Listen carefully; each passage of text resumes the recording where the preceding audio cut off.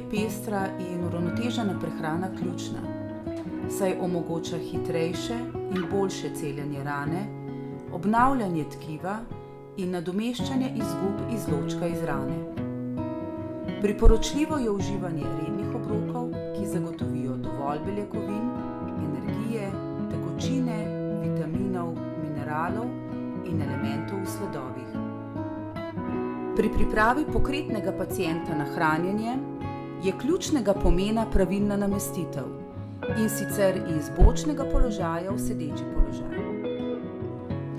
V Univerzitetnem kliničnem centru Ljubljana v službi bolniške prehrane in dietoterapije razpolagamo z 78 vrstami diet, 33 prilagojenimi različicami ter 68 dodatki, s katerimi lahko prehrano čim bolj individualno prilagodimo potrebam pacienta.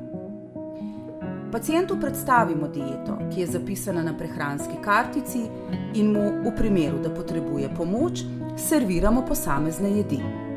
V primeru zahtevnejših zdravstvenih stanj ali prisotnosti alergij lahko prehrano popolnoma individualiziramo.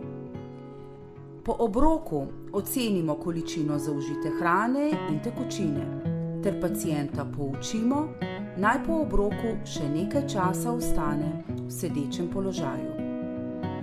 Če pacient potrebuje našo pomoč, ga iz bočnega položaja varno namestimo v posteljo.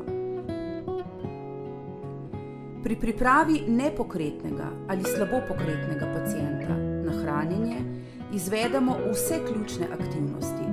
Posebno pozornost pa namenimo pravilni namestitvi v sedeč položaj, ki omogoča optimalno fiziološko funkcijo požiranja.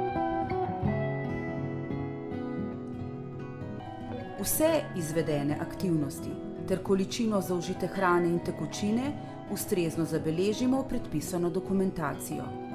Kadar pacient ne zaužije celotnega obroka, je potrebno ugotoviti vzrok.